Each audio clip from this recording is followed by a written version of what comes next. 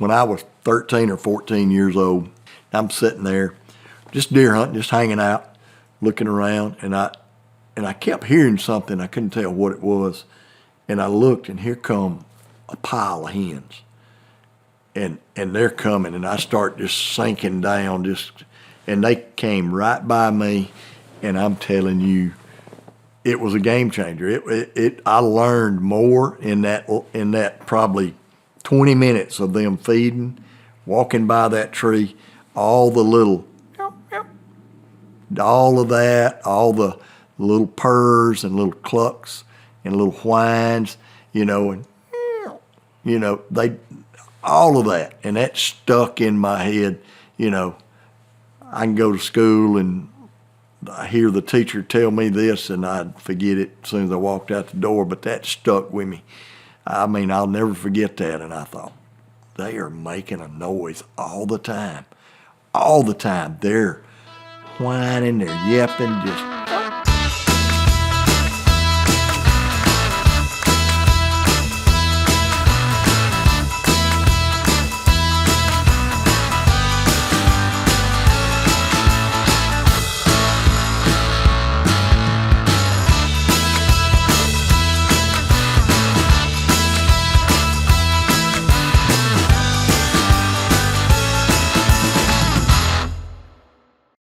Well, Mr. Bob Walker, I think you were one of our earliest podcast guests ever back in the day. It was like, what, 8 years ago? It's been a while. Yeah, it's been a while. I don't know. Don't ask me. I don't remember dates and all that stuff that good.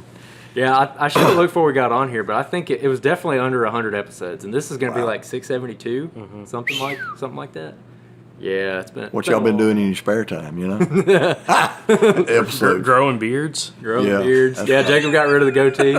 We didn't have video back then, so people couldn't see how ugly he is. Yeah, that was probably a good thing. Probably so. Man, so we're over here in Bulligie, Alabama right now. That's right. And just at an awesome cabin from one of your buddies. Yeah. Shout out to him. Yeah, Kurt Coggrove. Hey, man, he's great. This is an awesome place. Mm-hmm. They've got a great camp. Yeah, this West Alabama is it's a unique area, man. You get over here and there's a lot of palmettos, there's a lot of water, and we were talking about it on the way over here, and I feel like this kind of area, this kind of terrain and habitat breeds woodsmen because you can do a little bit of everything out here. You can duck hunt, you can turkey hunt, you can deer hunt, rabbit, small game. Yep. So and we're going to talk about a lot of that today, but one of the first things I wanted to ask is, even though we've had you on a couple times, I don't really know a lot about your backstory, like where you came from. Right. So, are you originally from here? No, but I hunted here. I hunted in Greene County, which is where we are, in Sumter County. Grew up hunting both of those. I grew up in Northport, Tuscaloosa County, and but yeah, my dad was a turkey hunter. That was kind of what got me started, and he was a charter member of a hunting club about, as a crow flies, probably 6 miles from here. And we hunted, turkey hunted, deer hunting, quail hunting. We bird hunted then. Charter members were the only ones that could quail hunt. So it was great. I wish that was still a thing. That was all wild birds too. There wasn't any such thing as pen raised back then that I know of. But and then we had another club in Sumter County, Bellamy, and grew up there hunting. So it was cool. I was blessed to be, have a family that hunted and all that. So that's kind of got me started. So I want to get into talk about your dad. You said your dad was a turkey hunter. Right. Was his father a turkey hunter? Your grandfather? No, he was not. So do you know how did your father get into it? I'm not real sure. I'm not real sure how he got into it. It was a group of them that he was actually pretty much my whole life an assistant principal and a principal at Tuscaloosa County High School. And it was a group of the teachers and the principal there at that time before he was principal. They were hunters, and that's what they did. And I'm assuming that he just started with that group.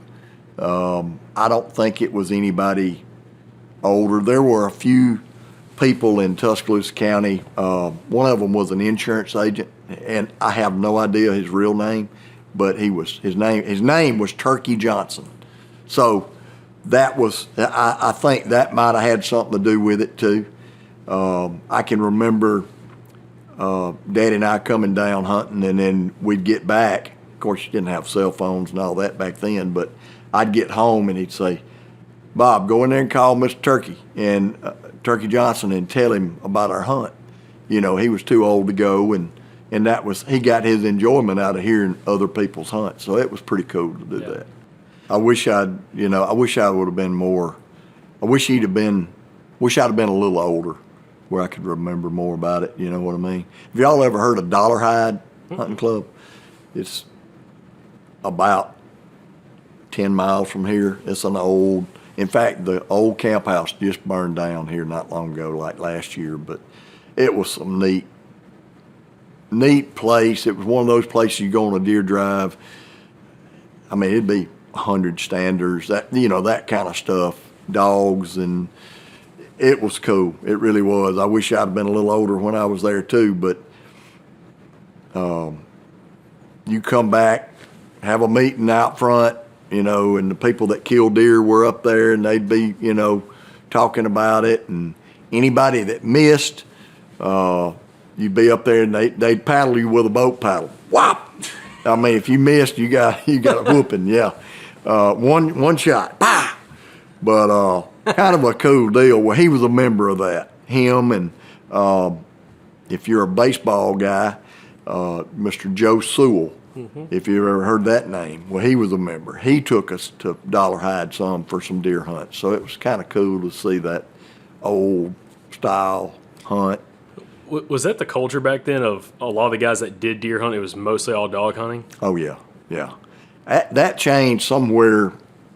Don't hold me to this, but I'm guessing, let's see, 80, 70, 72, 3, 4, somewhere in there, it started transitioning to rifle hunting, stalk hunting and stuff like that. And getting away from the deer hunting, the dog running and stuff. I can remember at this club over here, it was called Northport Hunting Club, and we were going in. There was a big cotton field down there in the bottom, and we had a load of standards in the back of the truck. We were going in, and Daddy said, "Look at that damn fool," and that was the first guy I'd ever seen hunting in a tree. He was sitting on a limb up there watching that cotton field. And he's gonna break his damn neck, and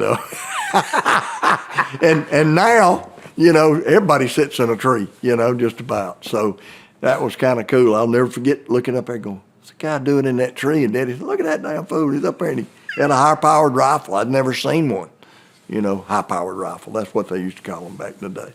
Well, he had a rifle. Y'all were hunting with like buckshot and slugs. Yeah. He was just kind of backstanding, I guess, but.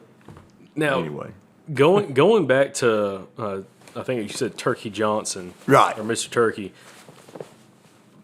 How well did you get to know him as a kid? Because, how young were you when you knew of him and your dad's kind of hunting buddies? All were turkey hunters. Probably 8, 10 years old that I can remember him. Is in that range, and I would call him and tell him the story when we got home if we killed one, even if we didn't.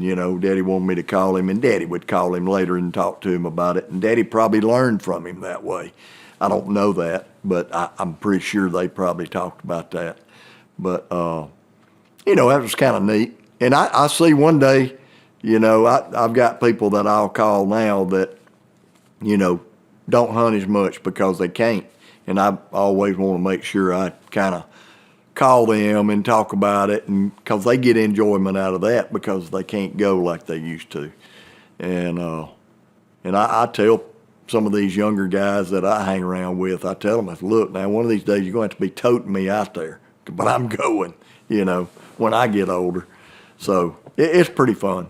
Speak about that. How old are you right now? I'd rather not say. I'm 62. Okay. I'm 62. So I don't feel 62, and I try not to act it. Absolutely. Age is just a number. So talking more about your dad, you said y'all quail hunted ran dogs for deer, Yep. and then turkey hunted. What else did y'all do? Squirrel hunted, dove hunted. Squirrel hunt, I can remember that because that's when you learn a lot. And, we were talking, this is totally off base, but we were talking about the Conservation Advisory Board meetings. And they cut out a few days of small game hunting this year. Instead of ending on the 10th or 11th or 12th or whatever, they took away it. They didn't take it away, but when deer season's in, you can't go rabbit hunting on somebody's place or squirrel hunting.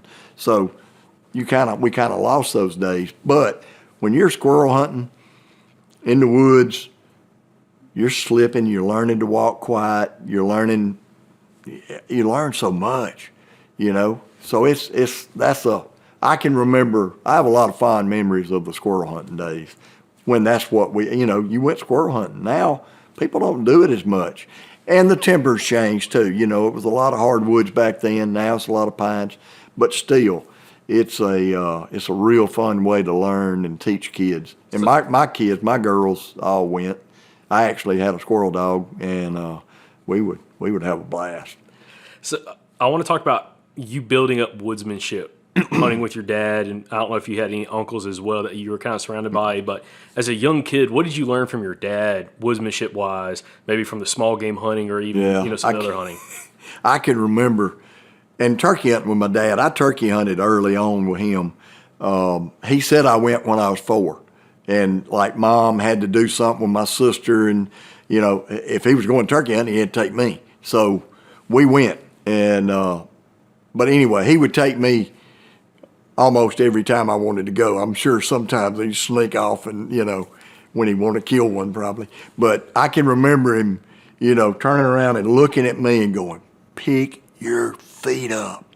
And I've done it to my girls, my wife, they all walk quiet now. But anyway, but and I've done it with some of these kids I take now. You just don't, that's how you learn, and if somebody doesn't tell you, if you don't pay attention to it, especially turkey hunting, man, that turkey hears that.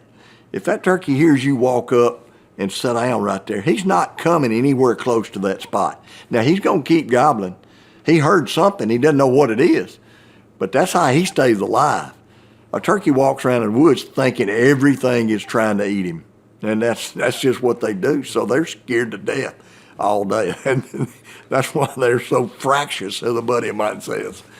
But, yeah, walking quiet in the woods, that's you just learn that, and you start taking in everything around you and paying attention to that, And I've got a story later I'll tell about a squirrel. Don't let me forget it.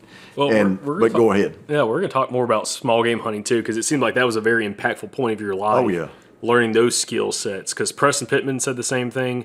Eddie Salter, who we just had on, kind of said some similar stuff as well. And it seems like a common trait with a lot of these guys that we've been getting on turkey hunting, who's been hunting for a long time, right. And how much small game played a factor for him for building woodsmanship, and also how to be able to see and hear in the woods and be, right. again, a part of it, and not something that necessarily stands out. And I feel like small game really teaches you that. Oh, yeah, absolutely. It makes a difference. And it's not if you spook that squirrel or whatever, it's not as big a deal as spooking a turkey, because you spook a turkey, it's pretty much over.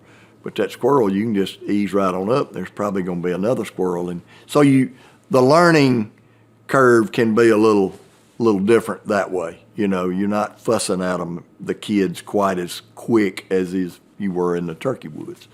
Does that make sense? It does. And also, it makes me wonder, talking a little bit more about your dad and maybe some other, again, older gentlemen when you were a kid that you kind of hunted with. What were their personalities like? What did they enjoy hunting the most? And some of the woodsmanship skills that they had back then that you really can maybe remember?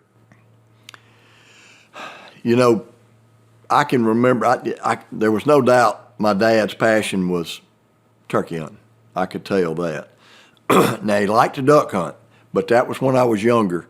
And I can remember him going duck hunting, and then later on, there was a gentleman there that we went to church with, and I knew him in town, and he was a huge duck hunter. And his name was Sonny Booth, and had a wooden leg. And he said that his wife was going to make him quit hunting if he had to go by himself. And I'd started college. My dad got us together and said, "Look, Bob's out of school we were on the quarter system, man. You got out right after Thanksgiving and didn't have to go back to January." Man, I was a hunting fool back then. And so I started going with him. He taught me how to duck hunt. And so, he said, "Man, we ought to get your dad to go." And Dad said, "Nope, I'm not starting it." So he was pretty obsessed with duck hunting. It sounded like he said, "I'm not going back." Like, no, I quit cold turkey. I'm done. So you see that in him, and I see that in me in a lot of things, like duck hunting. I was that way. We had ducks around here back then. I went a lot. But now the turkey hunting's probably my biggest passion, no doubt. And I love to bow hunt, but it's nothing like turkey hunting. What was the personality of your dad back then? Is it like the personality from like when you're hanging out with him, maybe at the house, with family, versus in the woods? I mean, it wasn't a big difference to me. I didn't notice it. He was like, if I had a picture right now of my recliner where I sit, there's a little table right here, and there's like there's wing bones, there's trumpets, there's scratch box, I don't even know what you call them, but there's box calls and then there's mouth calls. I can remember him having some of that sitting by his chair. I hadn't really thought about it till you just brought that up. And the reason I've got all this out, like I hadn't done that in years because, I don't know, I kind of got all that. I feel like I do.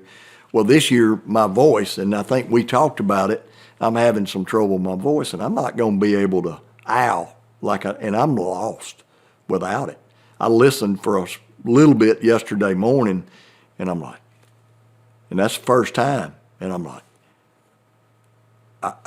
first thing I want to do is owl. Well, the doctor told me that you don't need to owl, and so I'm trying to figure out something to. Y'all heard me on that wing bone a while ago. I'm trying to figure out something like that. Of course, I'm gonna get an owl call.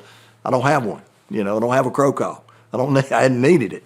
But anyway, yeah. Was he obsessed with it? I don't think so. I wonder sometimes if all the social media, now it's a little different. Everybody's a little more obsessed than they used to be with stuff. Does that make sense? Mm-hmm. Oh, yeah. I don't know. Am I right there? What do y'all think? No, I think you are right about that because a lot of the old timers that I grew up around, they were like hunting fools, but the way that I am today and a lot of people are today, it's just a little different than it was back then. And it's kind of hard to put your finger on exactly what it is because, a lot of those guys lived in the woods. Yeah. They stayed out there. But I don't know. I feel like today it's more of a maybe back then they were just when they weren't in the woods, they weren't in the woods, and now we've got our phones and we can watch hunting videos. Mm-hmm. We can constantly talk about it with other people at all hours of the day. I could sit here and have a conversation with someone right now about it. And turkey hunting has grown. There's more people turkey hunting now than ever, seems like to me. And so you're constantly talking to somebody about turkey hunting. You really are. All year, seems like. So I'm sure that's got something to do with it, too. Well, it sounds like, just based off how your dad had the calls laid out, and kind of like what you're doing now next to your recliner, that he was very passionate about, and it was part of his lifestyle. It wasn't just something he did as a hobby. It was a lifestyle for him specifically back then. It seemed like that rubbed off on you as well. Oh, yeah. What was his hunting, almost it would say style? Like, how did he like to call? How did he like to work a bird? Like, what did you learn from him early on about how did he handle those situations in the field? His way was he could not use a mouth call, could not, but he could run anything friction. He didn't do much pot calls, not many slates. Now he had a old jet slate. Everybody had one of them back in the day if they turkey hunted, but any kind of little friction call, that's how he hunted. Now he was sat there and I would go nuts when are we going to get up and walk and move, and, my ribs were sore all the time from be still, be still, and so it was, and I can tell you this now, after I got to a point, 14-ish, he was like, okay, you go over here, because I'm sure I was driving him nuts, but because I would want to move and he wouldn't. And anyway, he said, you go. And we were lucky. I mean, where we hunted, we had some turkeys, and he knew I would get on one, and I would, and I'd screw it up. I'd come back and say, hey, I did this and did that, and the turkey did this. And, I can remember one time one flew right over my head and landed behind me, and I'm like, what do I do? It's just weird. Anything, I call too much or whatever. Yeah, I'm sure I did that a lot. But I'd go back, we'd get to the camp house and sit there and talk about it. This is what he did. What should I have done? What else could I have done? So that's, a turkey hunter, you've got to have a lot of things in your computer to pull up when that turkey does something and you go, man, what else can I do? You need this, you need that. And you kind of need to be able to plan that ahead too, look ahead and say, okay, if he does this, I'm going to do this, or, that kind of strategy type stuff. Hey guys, Andrew here with an in the field tip. If you're looking to get more proficient with a mouth call specifically, I recommend going with a call like this. This is the KB hen from Houndstooth Game Calls, and the reason I say this is because of the cuts on this call. A lot of the bottom reeds are exposed. The bottom reeds are where you get your clean notes. So with a call like this that's cut and has a lot of those bottom reeds exposed, it's easier for you to channel your air and find where that clean note is to almost produce like a whistle or a squeak.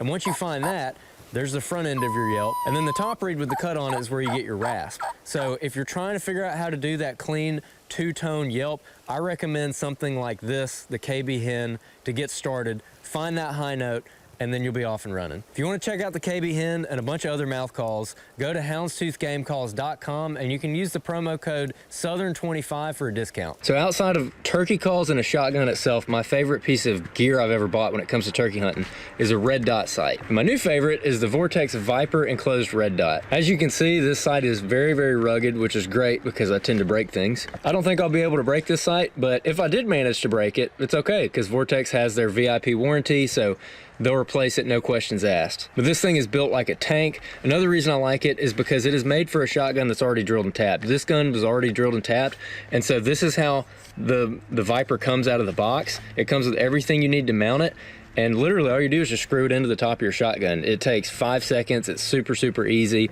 No special tools required. So to check it out, along with everything else that Vortex offers, head on over to vortexoptics.com, or you can just hit the link in the description of this show. Hey guys, it's Jake. We got a quick tip for you in this podcast. One thing I've been working on over the last year is trying to figure out how to be less bulky really while saddle hunting and mobile whitetail hunting. And the biggest issue I always had was I really liked really large packs, and the problem was outside of certain points of the season, like when it got really cold, I never used the full capacity of some of those really big backpacks. And one thing I started doing is using a smaller pack that has a lot more expandable capacity, so you can still pack a lot of stuff if you need to, but it's also very streamlined. It's super easy to go in and out of the woods with, especially during early season or just when you're not packing a lot of cold weather gear.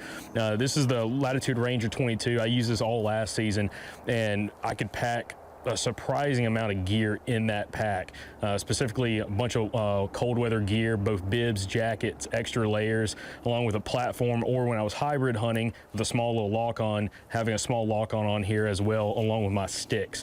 And this backpack works really well with that. So if you're in the market for a new backpack and you're trying to streamline what you're doing, I'd really highly recommend looking at the Ranger 22 from Latitude Outdoors. And you can check out the Ranger 22 at latitudeoutdoors.com. All right, guys, we got another in the field tip for you today. One thing we're doing right now while we're out here scouting is looking at overlooked spots and overlooked by us. One thing we always do while we're in the field is using our tracker on Onyx Hunt to be able to not only see where we've gone, but where we haven't been, and that's what we're going to go look at. So today, we're actually going to work up into a drainage that we haven't been to before. We've walked all around it, but we haven't been up in it.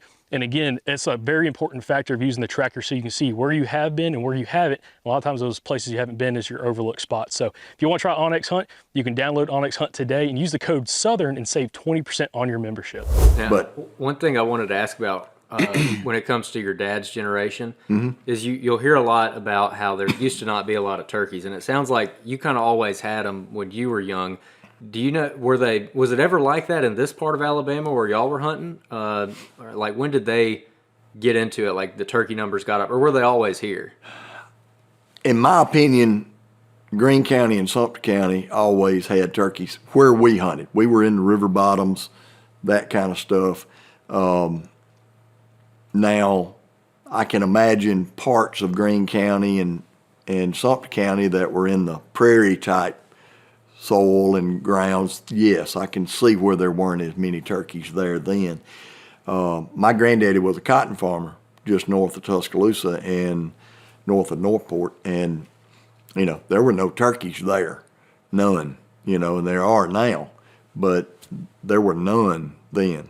And I'd see a track, and I'd call my daddy, or go back to the house, and he'd walk over there with me and say, "That's a crow." I mean, it'd be a little track. That's a crow. But I was looking, so that's how you learn. I mean, you've got to learn somehow. But yeah, back in the day, we had turkeys. Did we have the numbers we have now?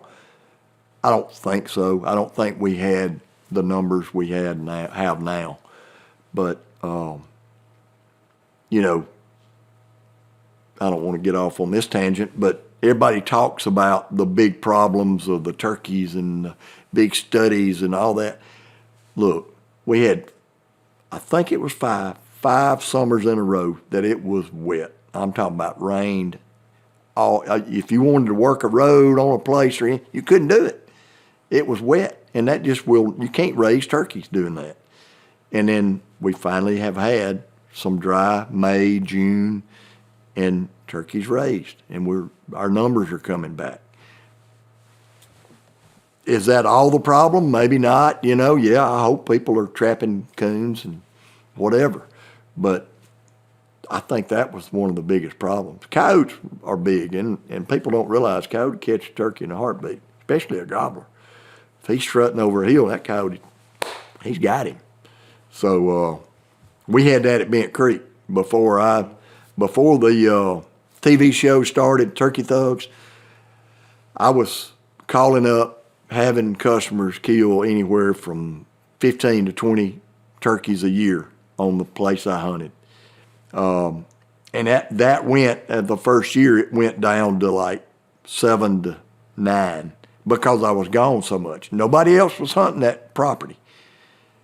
And the numbers kept doing that. And the only thing that changed was the amount of coyote traffic that I saw, and it was unbelievable. I asked some of the guides around in that area, I said, "Look, how many coyotes do you think a turkey sees in a day?" 0, 1, or more than one. Every one of them said, if he's gobbling, they're seeing more than one. And I believe that. I mean, I was seeing them. If you're calling in turkey, coyote come, they know what they're doing. They know how to hunt. Coyote's sharp. Well, that was another thing that a lot of guys will talk about didn't used to be around back in the day was coyotes. Yep. Like, you just didn't see them like you do now. And then they kind of showed up. Yep. Showed up and showed out and started Yeah, they growing. did. Now there's a lot more of them. And they're slick now. Go try to trap some coyotes and see how easy that is. It's pretty tough. Yeah. I've done it, and you've got to be patient, and it's tough. Yep. It's tough. Also, looking back at, again, your dad's hunting style, you mentioned like he was the kind of guy, he'd get in a spot, he'd sit down, and he was just going to, not wait them out necessarily, but he was going to spend a lot of time on a specific tree for whatever reason. Do you think that's part of the hunting style that you hear from some guys, again, whether in their 80s, 90s, or have already passed away, but old stories of because there was less birds, once you learned an area that had birds, you really just held tight. Was that more of his hunting style and maybe a reason why he did that? I don't really think that was the reasoning, because that was the only turkey. Like I say, we had turkeys, but I don't think we just were covered up with them. But it seemed like every time we went, we were working a turkey, So were we just lucky enough to get on the only one? I don't think so. But that was his style. Back then, we had a guide at Bent Creek, Mr. Bedwell, Jimmy Bedwell. He was a barber in Livingston and just a neat guy. But he was that guy that would cluck twice and then meow, meow with a box call. So first time he may do it twice. And then he's going to set that down. It's going to be 15 minutes by his clock before he did it again. And he killed a pile of turkeys. So when I first started guiding, I still don't have the best patience in the world, but I'm pretty good. But watching him, and of course I'd sit there and listen to his, stories and stuff like that, and I would I'd learn from that. I'd learn. I said, man, maybe I need to slow down a little bit. I'll tell you a story, if you don't mind. Okay. Cuz, y'all know Cuz, Ronnie Strickland, Mossy Oak. Well, they came to Lodge 86, 87, and, of course, they're running and gunning because they hunt places, we had to hunt the same ground, so we're a little careful about how we yep to our turkeys, because you've got to hunt them all year. Well, Johnny and Leo, two owners, called Cuz in the office, said, look, we want you to go with Mr. Bedwell. Yeah, that's fine with me. And now look, he don't call a whole lot now, but he kills a lot of turkey. That's fine. Anyway, so they go hunting and they get on a turkey, and of course it's killing Cud. Man, you need to be pop, pop, pop, pop, pop, pop. You need to be yapping, man. And of course Mr. Bedwell's doing his thing, and Cuz was cool with that. And they were really on this turkey. Well, they slipped out of there and came back to Lodge for lunch and sitting around. And so Johnny and Leo's in there getting everything figured out, who everybody's going with that afternoon. They called Cuz back in there and said, look, Mr. Bedwell's really good in the afternoon because he's patient. We think you need to go back with him. And Cuz said, okay, I'll go back with him. He said, you let him know that you're going with him. So, okay. So he goes back out there on the porch. Mr. Bedwell's out there on the porch, and he said, hey, so Johnny Leo says I'm going with you again this afternoon. And he says, all right, good. He said, now look, let me tell you something. Cuz said, yes, sir. He said, I don't yep near as much in the afternoon as I do in the morning. Cuz said, oh my God. But anyway, that's old school. That's the way they did it. Yeah. They didn't want to spook anything, but they letting that turkey know where they were. Now I've been with Mr. Bedwell enough, he would yelp a little bit more every now and then, but it was pretty much cluck and just yelp, yelp. After he got that turkey's attention, he knows we're here, he'll be here. And the thing is with that, the problem with that is a lot of times that turkey will come in silent. Yeah, he may drum, he may not. So you've got to be ready. You got to be alert, at all times when that happens. But anyway, I thought that would fit right into what we were talking about. No, for sure. And I mean, guys like that, it always fascinates me because we've interviewed some individuals on the podcast in the past. I go back to Coach Ron Waters from West Alabama, and his granddad got killed turkey hunting. He's in his late 70s. Granddad got killed turkey hunting in the late 1920s. Right. His dad wasn't really a turkey hunter that much, but his uncles were. And that was their style of hunting, especially with his uncles. Like it was a little bit more slip hunting. Right. I mean, some people would call it bushwhacking. Yeah. Or just super soft calling in that patience game, and that's how you did it. You didn't have the opportunity in order to go out there and work a lot of birds because there wasn't a lot of birds on that side of the state that they were on. There were some. Right. And you just hung tight with them all day long. Right. I'll be honest, that was kind of my upbringing, hunting with my uncles. We had a small property to hunt, 80 acres. If the birds were there, yeah, great. If they weren't there, you were sitting on a food plot with a decoy when I was a kid, called every 15, 20 minutes, and it was terrible. I hated that as a kid. I mean, I can remember it like yesterday, sitting next to Daddy going, is he ever going to call again? Maybe we're fixing to move. Yeah. But no. And then I'd get the pick your feet up. you know. Do you have a memorable turkey hunt with your dad from back then? Of like maybe where something came together or didn't come together, but there was lessons learned there. Well, I've got a couple, but one, my first turkey that I killed, I watched him kill a bunch, you know, and I say a bunch. I don't remember numbers or anything like that, but I mean, I watched him kill several, and we were in Bellamy, Sumter County, and he was calling these turkeys and they were gobbling, but it was like they were just shut up. And he said, I think we need to move. And for him to say that, I was fired up. Let's go, you know. And because there's no telling how long we've been sitting there. So we get up to move. And I really think that he was a little impatient that day because if I remember right, he had called and they didn't answer. And now I don't remember everything, but we got up. And it kind of surprised me that we got up. We got up and he said, come on, be quiet. We're going to move up. And so we're walking, and then all of a sudden, he's like, get on the ground. And we get on the ground and behind a stump, and he said, get your gun up. And here comes some turkeys. And he said, they're all Jakes. Pick one out. And I smoked one. We jump up and run out there, and he's got 3 beards that long, you know. So, I mean, but my first turkey. So, you know, it was cool, but he was the whole time going, we shouldn't have moved. We should have stayed right where we were, and it'd been a little easier. Now, I think there was a big gobbler in there, too, because they were fighting. We heard them fighting, and that's why we got down. But anyway, that was one thing, and I can't remember what the other one was, but he and I were together when I called up my first turkey all by myself. And we were actually at this other club over here in Greene County. And, you know, he'd always told me, don't shoot a turkey in strut. Don't do this, don't do that, you know, all that. Don't shoot him too far, and all that stuff. But we were walking, the river had been up, so we had to cross some water. We waded some water, not very deep, knee deep or something like that, and got on this ridge. And then as soon as we got on that ridge, it was scratching everywhere. He's like, turkey here somewhere. He said, hit that mouth call, you know, and we're standing up, which he didn't do. You went in somewhere and sat down and called, and if it happened, it happened. If it didn't, then you'd get up and move.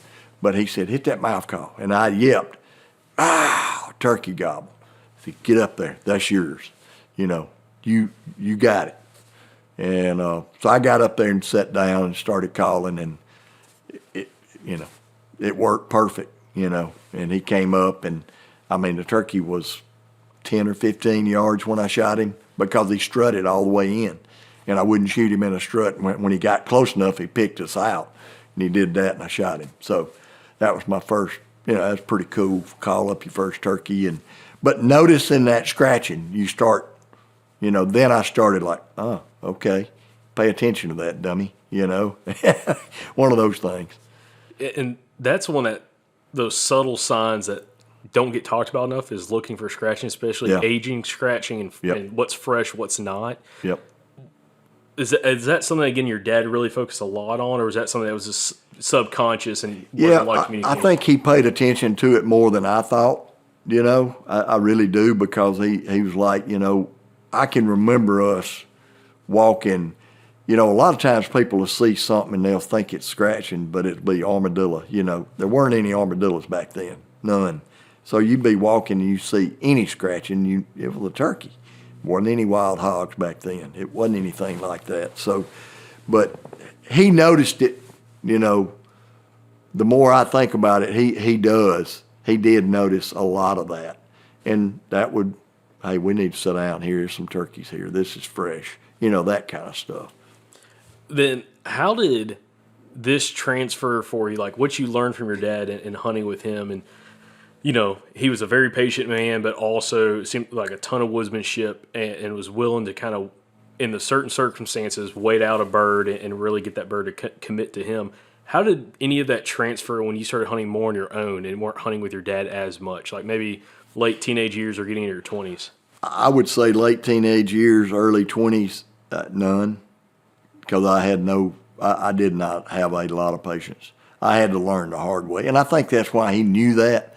He knew I wasn't going to learn any other way but the hard way, and he would tell me, "Look, you need to go hunting. I can't teach you anymore. You got to figure it out." And that was me. I had to figure it out. But yeah, that's probably why he did that.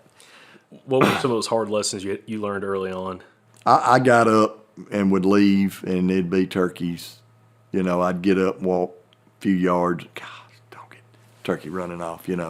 I've seen a TikTok or a reel or something. This guy's going down the road and he's calling. Have you seen it? Yes. He's calling, right. Stands there a minute and he's looking and he doesn't see anything. Turns around, the road goes right, keeps on going. He turns around and starts walking back.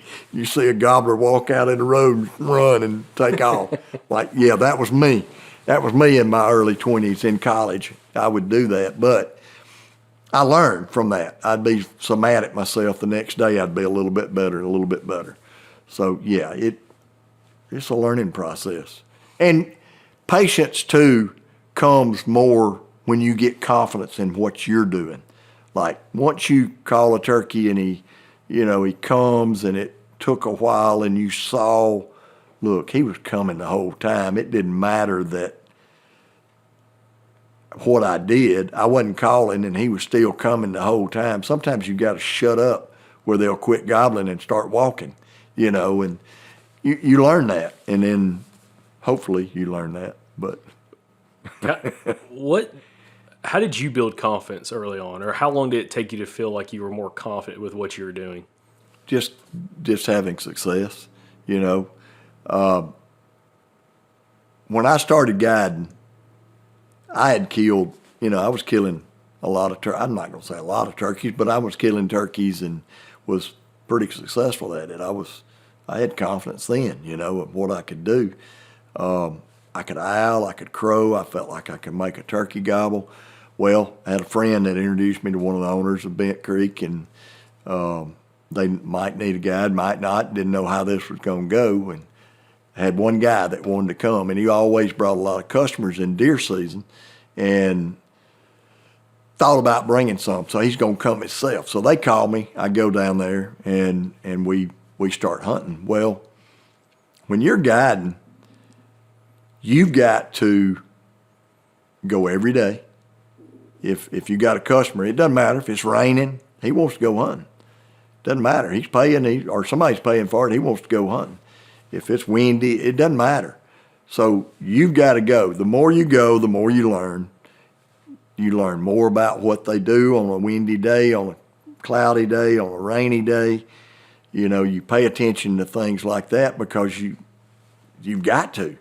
If you want to be successful with hey, if you want to get a good tip, you got to you got to kill that guy a turkey, And a lot of the guides have to learn, well, I got somebody with me. I can't do this. Bull crap. That guy wants to kill a turkey bad as you do. You got to start as soon as you leave. As soon as you leave the lodge, start talking to that guy and go, look, we got to kill a turkey, okay? I know you want to. We may have to crawl. We may have to do whatever to get to the spot that we can kill that turkey. And you just listen to me. I guarantee you we'll come close to killing one, or we'll kill one. So that's what it takes right there. You just got it. Once I started going every day and having to go every day and thinking, yeah, I wanted to kill one before I started guiding. I wanted to kill one every time I went. But when you're calling for somebody else, it kind of like, man, I gotta step my game up. I've got to pay attention. I've got to, I learned more and more every day when I did that. When I started guiding, I started learning extra more. If that's a word, extra more. That's 2 words. We're in Alabama. That works. One thing that Preston Pittman brought to us a couple weeks ago when we interviewed him was turkey hunting very much is a one man's game. It's a 1-to-1, Yep. kind of cat and mouse. And he's talked about he's hunted with a bunch of people, but he always seems like it's hard for him to focus and make the right decisions when he's got somebody else there that he's maybe trying to communicate with. How hard was that for you, translating over from maybe being more of a solo hunter to starting to take clients out when you were guiding? How was that learning curve for you? It takes a year or two for you to figure it out. Once you figure that out, and the whole thing is you got to sell what you're doing to that customer, to your hunter. Because if he doesn't understand what we're doing, then he's not going to be committed. He's going to be like fidgety. He's going to be whatever. But if you're telling him, look, and I do, and everybody will tell you that I've ever guided, they're like, good gosh, you gave me like information for years in like 30 minutes. You know, I sit right in their ear. I don't sit away from them. I'm sitting right there, and I'm telling them, look, I'm on call. I think he's doing this, and if I do this, then I feel like he'll do that. And they're loving that, you know. So that makes it like you're hunting then together, and it's like he's fired up. He's ready to kill a turkey. He understands what we're doing, and that helps. And, of course, having success always helps confidence in both of you. But I don't know. I can't explain it, but that helped me be successful as a guide. I was lucky. I didn't have lucky, blessed, whatever you want to call it, no such thing as luck. But I was blessed to not have as many misses as some of the guides. Because if you're sitting 10 yards behind that guy, you can't tell him. He may not hear that turkey over here. He may not hear that squirrel barking over here, and you look over there, and here comes that turkey from there, and he's right here. And that turkey comes up, and he spins and tries to shoot him and misses him. But if you're sitting right there in his ear, you can go ahead and tell him, move, you know, start turning, you know, that kind of stuff. Also, what was it for you about having the focus of also communicating with one person, so your client, but even if you're hunting with a buddy now or whoever, you're communicating with them or you're all communicating back and forth, but you're also trying to communicate with this turkey. How did you learn to balance that out and stay focused in the hunt and not be so distracted from the hunter and vice versa? Maybe I'm not quite. I may not be a deep thinker. You know what I'm saying? So I may be that guy that I'm not thinking that deep about it. I didn't have a problem with that because he's not confusing me. You know, yeah, I would take some people that just couldn't stand it. They wanna put their 2 cents in or whatever, and then, you know, like, dude, let me handle this. You know, I didn't say it like that, but I'd go, look, I think we need to do this. That's not a bad idea, but really it was a bad idea, but I didn't tell them that. You know, that kind of stuff. You just can't let that get in your head. You just got to do what you know. So what advice do you have for, you know, people who listen to the podcast, if they have a good buddy that they want to go turkey hunt with this spring? How would you recommend to them about handling that? Like, you know, you can't have 2 chiefs, you know, Yeah. tribe, you got to have one Indian, one Yeah. chief, okay? How do you go about, I guess, either setting a protocol? How do you go about communicating with the hunter beforehand when you're going out, whether it's you and a buddy, about how everything's going to work so you don't have any butting heads? And what advice would you have for people trying to hunt with buddy? Because I'm thinking about that for me and Andrew hunting together. Yeah, yeah, and it's you know, obviously beforehand you need to talk about it and say, look, you know, I don't know. That's hard. It really is, and it's hard for me. It's hard for me to go with somebody that I respect and they kill a lot of turkeys and they've got an idea, but my idea is totally different. They like to yelp a lot, and I don't. I mean, I don't think you need to. I think, now I've got another buddy that he's very good at it. He's going to hammer at them and get them to gobble and get them coming.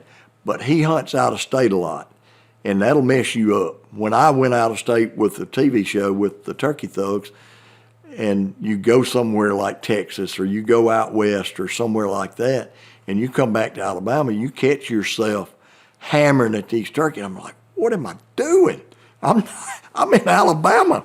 I can't yelp at these turkeys like that, you know. And it's hard, but you just gotta fight it out. Hey, let's do my way this morning or whatever. You know, it's not easy. I get it. I go with some buddies that are good turkey hunters and kill a lot of turkeys, but it messes me up because my ideas of how to are different from his, and it gets me out of my rhythm, whatever, if that's the way to put it. It makes me think about the one time we went to Oklahoma and hunted Rios. It's like, man, I could do no wrong. I felt good after that. Yeah. Except Jacob missing 3 times, but you know, that's neither here nor there. I wanted to ask you about a little bit more about your guiding career. When you got started guiding, was that something that you were seeking out and trying to do as like a career path? No, it was like I was. I'm thinking back. I was working then. My job, I had some flexibility in my job, so I could go guide in the morning and come back and work the rest of the day and whatever. But no, it just kind of happened. You know, he was introduced me to him, said this guy's a turkey hunter, da da da da. We went, had this one guy, and it just like, man, that's pretty fun, you know. And they got a lot of turkeys down there. It was 2 guys turkey hunting like 30,000 acres. You know, that's what they had. They didn't have that much then, but it hadn't been turkey hunted a whole lot. And I grew up, it was right next to my place in Sumter County, some of the land was. So I knew the area, and but no, it really wasn't something hey, this is what I want to do. But it just kind of happened. You know, I knew I had to work and make money. But I made money guiding, but still, it wasn't that good. But Icing on the cake. But it was fun. Yeah. You Yeah, know. man, get paid to go turkey. You know, and I enjoy people. I miss guiding. I kind of guided 5 years, something like that now. And I miss the people. I don't miss being tied to that. I don't miss having to go there and all that, you know, because I enjoy going with Kurt. I enjoy going with whoever, taking my wife, taking my girls, son-in-law, whatever. I don't mind missing that part of it, but I do miss the people. Because we had customers coming 17, 18 years in a row. You know, that's fun. You know, you get to know their families. So. What career path did you have early on that maybe allowed you to turkey hunt a good bit? I'll tell you, I went to college, had a marketing degree, and got out, sold life insurance to begin with. I hated it. Well, a guy that back in the day, I played baseball a little bit, and then softball was big, you know, and we played softball. Guy I played softball with, he's like, look, we need a water plant operator, and I don't know if you'd be interested or not. And I'd do anything right now, so I'd sell life insurance. And, you know, it was strictly cold call life insurance stuff, and it was like bad for me. I like people to like me. I don't want somebody to look up and say, oh, God, here comes Bob. He wants to sell me some insurance, you know. So anyway, that was in my head. Not a great salesman on that end. But anyway, so I get hired. I get that job. And water treatment plant, we had a 1 million gallon clear well. The whole deal was that day you filled that 1 million gallon clear well up, and that was enough to last to the next day and a half. And so as long as you fill that up and you've got water, they didn't care. You always, and we worked weekends. And right after I started and got certified with the state, the guy that was the water plant manager, he took the gas. We had City of Livingston, we have our own gas system, natural gas. He took over the gas. So that left me. Well, it takes a while before you can run the water plant by yourself, so I had to run it, and I ran it every day. Christmas, New Year, it didn't matter. I ran it every day. And they paid a little overtime, but they didn't want to pay a whole lot, so we took comp time. Well, that comp time builds up pretty quick. So there we go, turkey season. We got comp time. So I would go and guide in the morning, come back, run the water plant in the afternoon. And then, anyway, so that's the way it evolved, and that was one of the blessings I had there, is being in that occupation, so I could, having bosses that didn't mind. They knew I was going to take care of the water. They knew I wasn't going to run out of water. So they were good with whatever I did, as long as I did my job. But that gave you the freedom to be able to have mornings free. Yep. Go hunt. Okay. I was curious too about is that what ended up leading to you doing the TV show? Like, and explain how you got into. Okay, met Cuz and Mossy Oak, 86, 87, something like that. When I think they started in 86, so it was shortly thereafter. Cuz brought a rider to the lodge, and he and I kind of hit it off. I'd carry somebody. Hold on, let me back up. Cuz came, if I remember right, he came first working for Primos. And if I remember right, I may be wrong on that, I can't remember, but he brought somebody and we that was doing videos back then. And we did that, and then he transitioned to Mossy Oak, and he brought some riders, called them Rider Hunt. And I mean, we'd have tons of people, and we had, Eddie, Harold Knight, David Hale, Preston, Will Primos, Mark Drury was working for him then. I can't remember everybody, but yeah, we had that. We had a few celebrities here and there, but that's kind of how we met. And Cuz and I kind of hit it off, and he'd call me, "Hey, you got anything? I got somebody I need to take." And I said, "Yeah." And we'd work it out with Johnny and Leo, and of course Johnny and Leo were getting advertisement, from that. So that's kind of how it came about. And then kind of got away. Cuz and them would come. Mossy Oak would send some people the last couple of weeks of the season, and we would carry them. And then they leased a place somewhere. I can't remember where right now, but they leased somewhere, and so that kind of ended. And I hadn't seen Cuz in a while, probably 2 years. And I got a phone call. Cuz. I said, "What's up?" Anyway, we start talking. He tells me about this idea he's got for turkey thugs, and tells me the deal. And he said, "Man, I want you to be part of it." And so there it was. So it's pretty neat. What year was that? I have no idea. What, 10 years ago maybe? 14? I don't know. Yeah, that sounds right. That sound right? I think so. Well, the first time we interviewed you, were you still doing Turkey Thugs at the time? 8 years ago? I think so. It was toward the end of it. I think it lasted like 8 years, maybe. I don't know. Something. But it was good. It really was. I enjoyed the people and I enjoyed all that. So it was fun. Well, and we've kind of danced around the subject a lot about you hunting with a lot of different people, a lot of different styles. I mean, a lot of the guys you just named that came to Bent Creek are turkey thugs, as Cuz would call them. Oh, yeah. I mean, they're legit turkey hunters. But what would you say after all these years is kind of in a nutshell your style of turkey hunting? Like you kind of hinted a minute ago, like you don't really like to call a lot. Or are you still like that?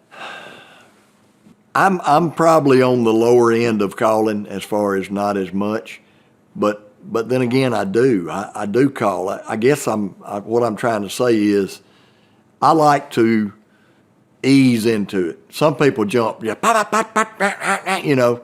and then if that turkey's not fired up and he doesn't like that, then you got to wait a while before you call to him again. I mean, he may be done with you after that if he's been hunted hard or whatever. But if you ease into it and build him up, kind of check his temperature, see how fired up he is that day, and then you can hammer on him if he's fired up. You see what I'm saying? Does that make sense? Mm-hmm. Maybe I'm that guy that I want to see first how that turkey is. I'm not that guy that wants to hammer on him. But now I like to, if I think I can. I like to call. But I think sometimes you're tying yourself down. You're calling so much that, I don't know. You're calling so much that you're drawing a lot of attention to that turkey gobbling, making him gobble more and more, and me may gobble some hens up, that kind of thing too. So I'm not a guy that sit there and yep every 15 minutes, but I will if I have to, if I think it'll work. I like to get a turkey fired up and then shut up and make him start gobbling. I love it. That's my favorite scenario, is when I can get him fired up and he's hammering, and he's gobbling, trying to make you come to him. That's what they do. But obviously you can't. But I've got him fired up and he's gobbling, and I shut up and he shuts up. And then he gobbles at something, a woodpecker, an owl, a crow, or whatever, and then he gobbles again the first chance he gets. Something else makes a noise, he gobbles again, and then he's just gobbling. Well, he's trying to get you to yelp again is what he's doing. He's trying to get you to yelp again. And I love it when he starts just, yow, yow, yow. Don't yelp, don't do it, don't fall for it. And then you're right back in the same thing, yapping at him, he's gobbling, yapping at him. Shut up, let him just keep gobbling, trying to get you to yelp. And then all of a sudden a crow hollers. Wait a minute, he didn't gobble. Another one hollers, he didn't gobble. Okay, you better be ready. I mean, he's moving and listening for drumming or whatever, you know. I wish I could hear walking in the leaves. Oh my gosh, I wish I could. I can't. I'd hear drumming, but I can't hear the walking in the leaves. I've got a high frequency hearing loss. That's why I wear Tetris. I don't want to plug anybody I'm not supposed to, but I'm telling you, they're awesome. And they're so good for me. I can't hear a little walking with them. But anyway, that's my favorite. And when you know he's shut up, he's coming or going. And if he's leaving, he'll gobble one more time, another 100 yards, and you're like, dang, that didn't work. I got to get up, and go around. He doesn't want to come this way. I got to get around him or something. But that is a fun way to hunt, in my opinion. That's my best. Yeah, that almost gave me goosebumps. I know, Just talking about it. That fires me up. And you mentioned this earlier, and it kind of goes into like your hunting style and calling style. You mentioned this earlier when you were guiding, you had to hunt every day. Rain, windy, overcast, sunny, it doesn't matter, you had to hunt out there. I want to know what you learned about those certain weather days and how turkeys reacted and where you would find birds and how you might change up calling. And I'd love to start with specifically in rainy conditions. Okay. What did you learn there, and what did birds like to do, and how would you hunt them in those kind of conditions? And the amount of rain depends too on what they're going to do, but you'd be surprised how good they act on a rainy day sometimes. Mm-hmm. Not all the time. It depends too. Every year you've got your turkey, like right now, what's this, the 13th? Still got a bunch of days left before it comes in here in Alabama. Turkeys, they're not ready yet.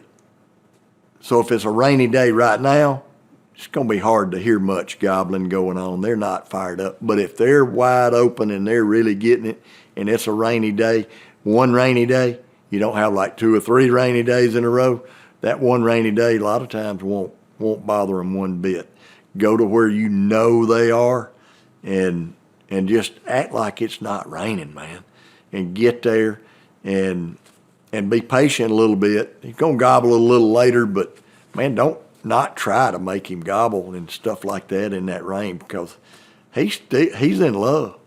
Rain ain't going to stop love, man. He wants to find him a hen every day. So that's my opinion on the rain. Did you notice, because I know Bent Creek had a pretty diverse habitat type out there, and also some fields too. Did you notice them using certain parts of the property during rain events compared to non? Yeah. They like to get in open areas usually. Now that may be pines, thin pine plantation. They can still see, but an open field, they can't hear and they can't see as good when it's raining. So they're always thinking something's going to eat them, like I said a while ago. So they want to be where they can see. something coming from a distance. I always like to say pay attention after a rain. Like if it rains today and you go hunting tomorrow or the next day, look at those tracks. And if you see a track that's dried in the mud, you can tell when that turkey walked and it was muddy. I mean, bad, muddy road.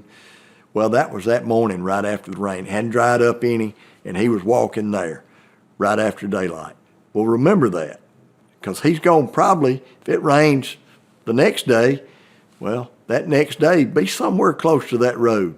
He wants to get out there, the rain's dripping off the trees. He wants to get out in that road and dry off.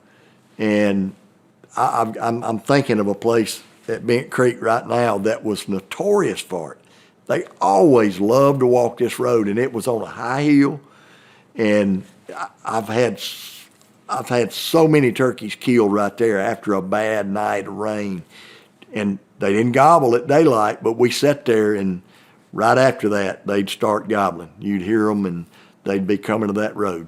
And it was so cool to see that. Now, what's the similarities and differences between hunting in high winds?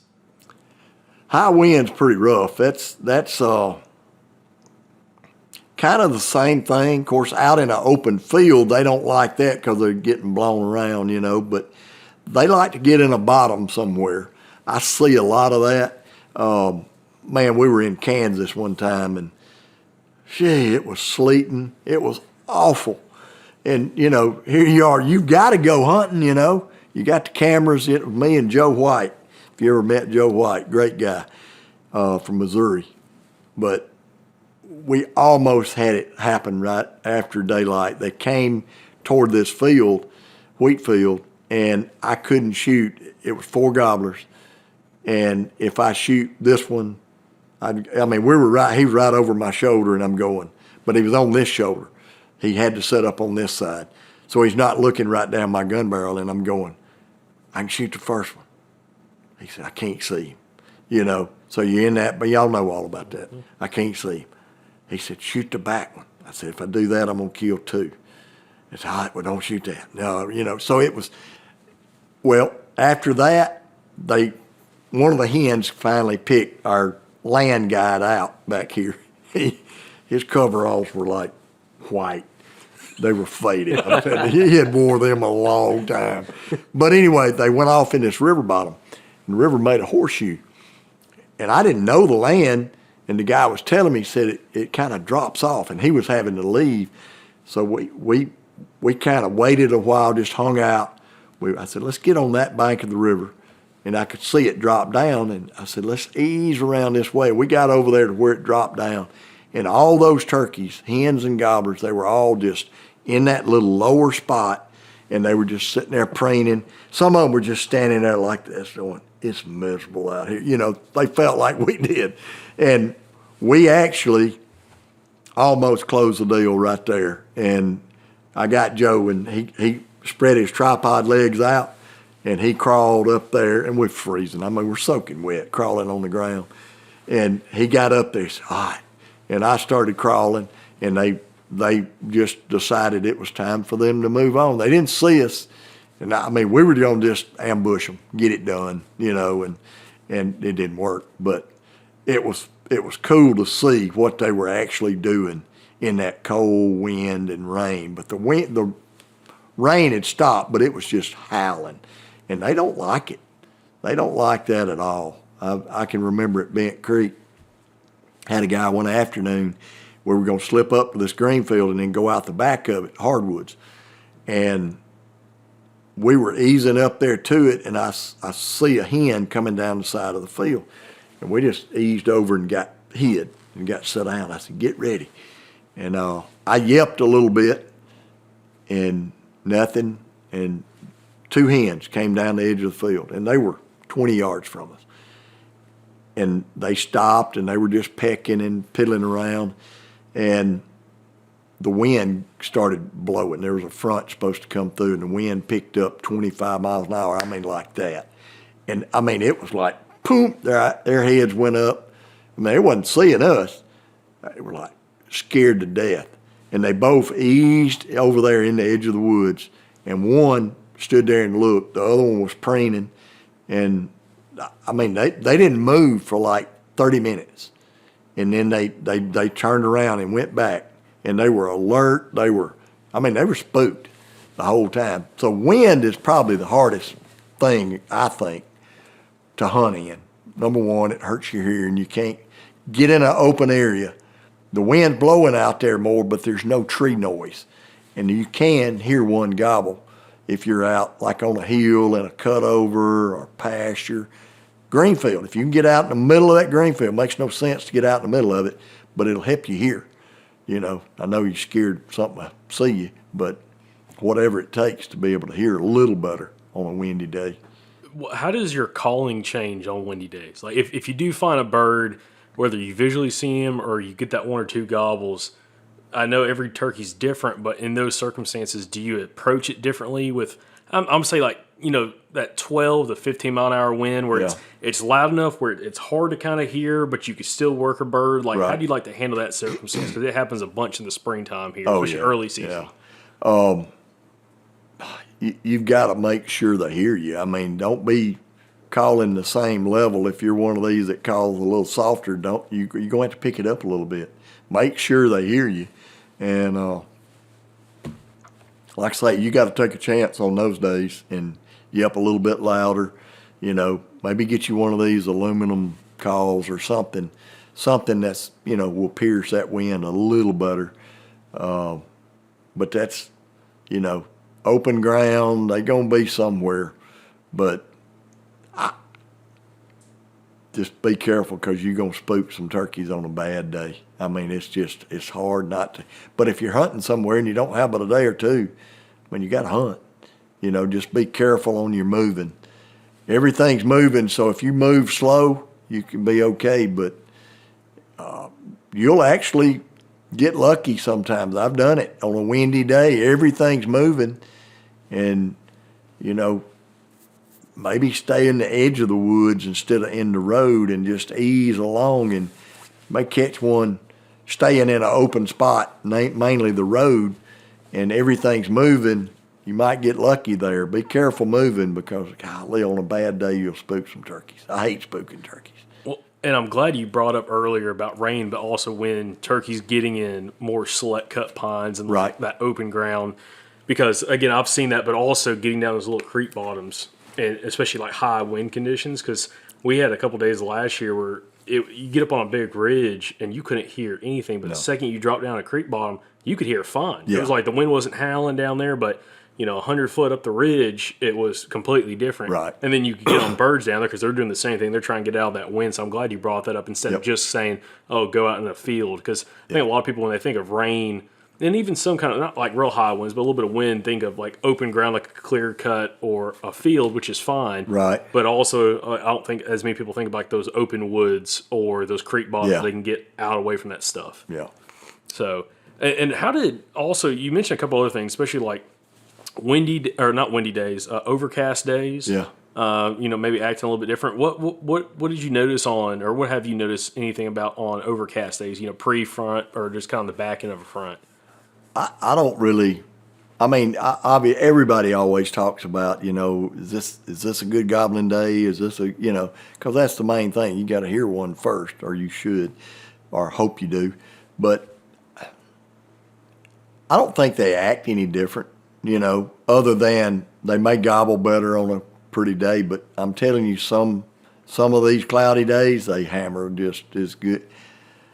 There's one gobbling his brains out wanting to die somewhere every day, no matter the weather. I'm telling you, it's you just got to, because, I mean, we'd have 8 guides most of the time, and you'd have a crappy day, and you'll be surprised the number of turkeys that we killed. They act a little different on a bad day, not just a cloudy day, but a rainy day. In my opinion, if you've got a turkey that you know is in this, he stays in this area right here, hey, this is where he's at, and he's a bad turkey, you're having trouble killing him, okay? Go try him on that bad day. It's going to put him out of his routine, okay? His routine's what's got you. Usually he's in a bad spot. Usually it's a bad place, a bad setup, something. It's a bad terrain or something, what makes that turkey so hard to kill.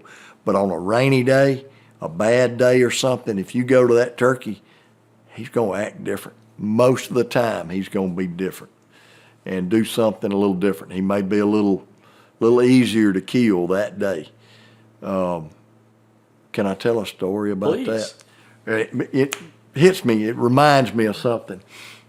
Where I hunted, we came in through a pasture, drop off down to this creek bottom and go across the bridge, go up a hill. Had a guy named Ned Dickman. He was from Tampa, Florida. And he was a good turkey hunter. We hunted a lot, okay, together over the years. Anyway, we left the lodge, hadn't thought about it being not pretty, nothing like that. It was a little cloudy. I wasn't worried about it. We're driving through the pasture. It starts misting rain. So what the crap is this, you know? And I wasn't even thinking about it. Dang. I was going somewhere, and I like, Ned, we got to change. I said, let's try something. And I was just driving through, and I stopped. So it was a little darker than normal. So I parked, sat there, and I said, there's a turkey off in this bottom over here. I said, he just won't gobble. He won't act right. You yep to him, he shuts up. I said, but he's there. I know he's there. I said, I know where he's usually at. I said, let's try that joker. So we wait, and it gets enough light. We get out of the truck. I don't even have to owl. I said, that's not like him, you know. But anyway, heck yeah, I'm fired up now. I was mad, now I'm fired up. All right, so we grab our stuff. We go down through there, get in a drain. And there's a branch runs this way, and the drain comes down and tees into it. Well, on this side of it, there's some thin pines, big pine timber, a little thicker than you would think a turkey would walk through, but it's still, you know, they will walk through it, but not much. So we get down to where we're close to that intersection of the bottoms, and he's just around that little corner. I said, man, this is good. Got Ned set up, and I set Ned this way, 45-degree angle to the right, because he's right-handed. Turkey's in front, right here. Okay, we ready. And so I'm sitting on Ned's right shoulder.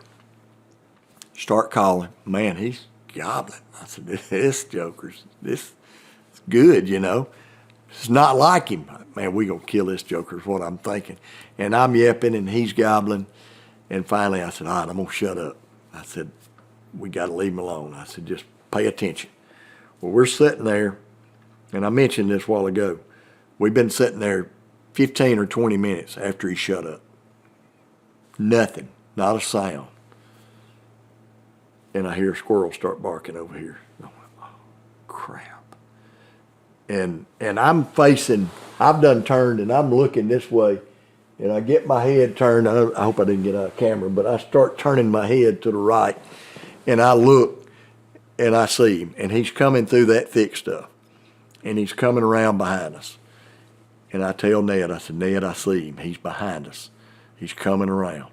And I told him, I said, try to turn all you can. And so Ned starts turning a little bit, and he gets about to right there. I said, okay, stop. And he gets behind, out in the open, in the bottom we're in, and he starts coming toward us. Oh, my gosh. And I said, Ned, when he goes behind, the pine trees in there like that, I mean big ones. And I said, when he goes behind that pine tree, I said, you've got to spin. He's 25 yards. I said, you've got to make a move.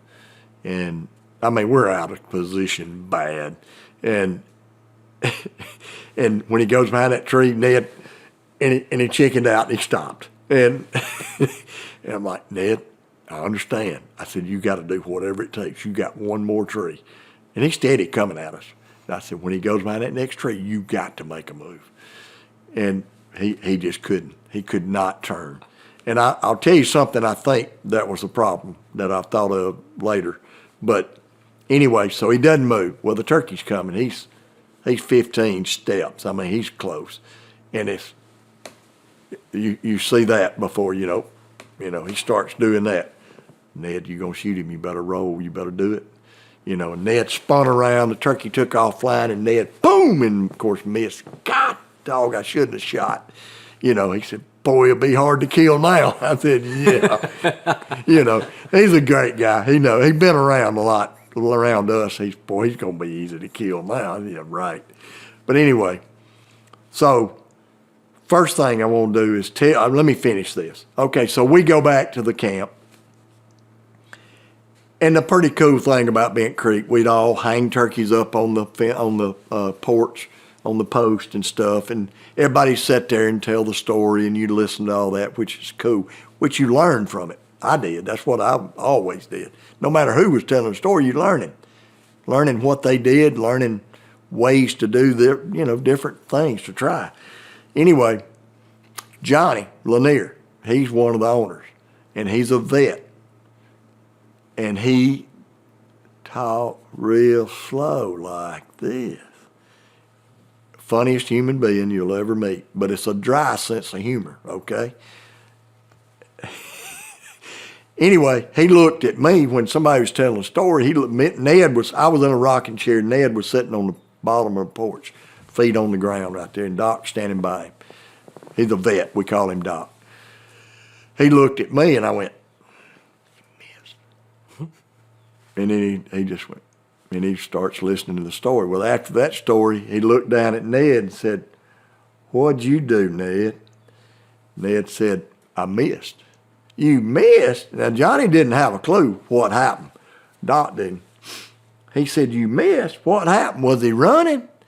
And he said, no, he's flying. Flying? You know better than to shoot a turkey flying. And Ned said, well, my instincts told me to shoot. Well, Johnny said, my instincts too, but it don't tell me nothing.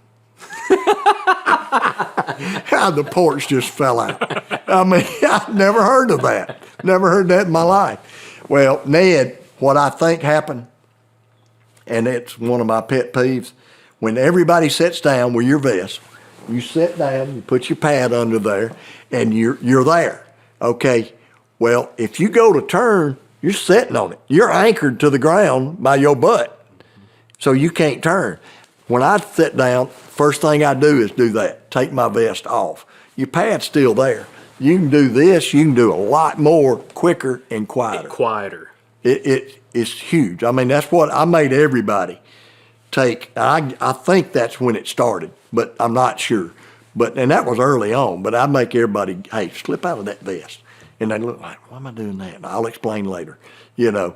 So it makes a difference on how easy it is for you to turn, because how many times do you have to end up shooting over here or over here, which I may, you know, you don't never know. That's a double negative. You never know what, you never know what you're going to learn hunting something else that you'll use in turkey season. When I was a kid, I see you going, where's he going with this? When I was a kid, back then, you started your kids with a single barrel 20 gauge. Cock that hammer, nothing kicked worse than a 20 gauge single barrel, okay?